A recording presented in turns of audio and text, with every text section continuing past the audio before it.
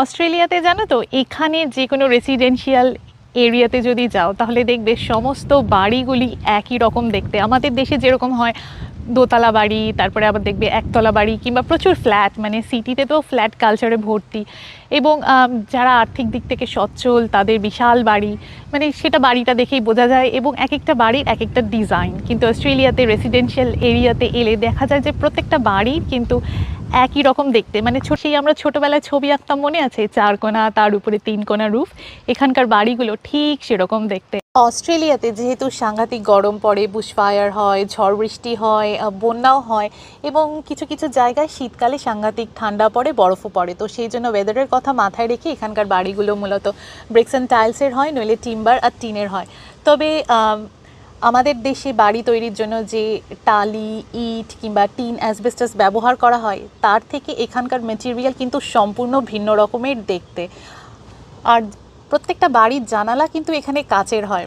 মজার ব্যাপার হলো অস্ট্রেলিয়াতে লোকে কিন্তু ইন্ডিপেন্ডেন্ট বাড়ি নিয়ে থাকতে বেশি পছন্দ করে। ফ্ল্যাট বা অ্যাপার্টমেন্ট কালচার এখানে রয়েছে, কিন্তু সেগুলো একদমই সেভাবে জনপ্রিয় নয়।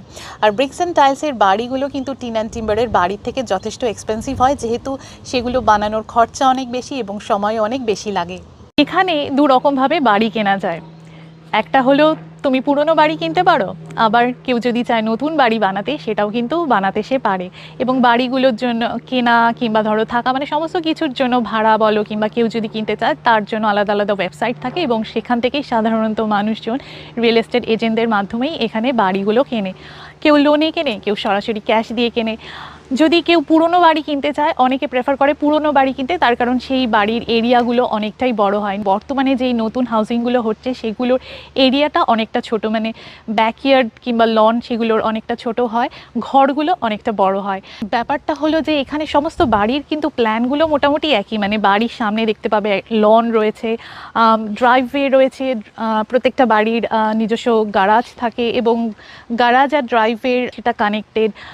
এই যে যখন কোনো নতুন হাউজিং হয় তখন দেখতে পাওয়া যায় যে কাউন্সিল থেকে এসে মানে পুরো এরিয়াটাকে সাজায়, এবং রাস্তায় তারা গাছ লাগায়, এবং এই যে দেখতে পাচ্ছ পুরো প্লেন জায়গাটা, এটা কিন্তু ঘাস ঠাস বসিয়ে ওরা ল্যান্ডস্কেপিং করে এত সুন্দর করে দেবে যে যখন তুমি এই বাড়িটাতে এসে বসবাস করবে তুমি বুঝতেই পারবে না যে এই জায়গাটা একসময় ফাঁকা ছিল কিংবা এখানে জঙ্গল ছিল, বড় বড় ঘাস ছিল।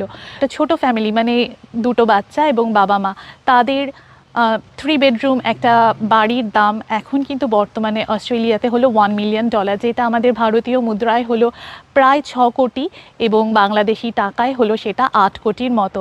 তো তার কম বেশি আছে।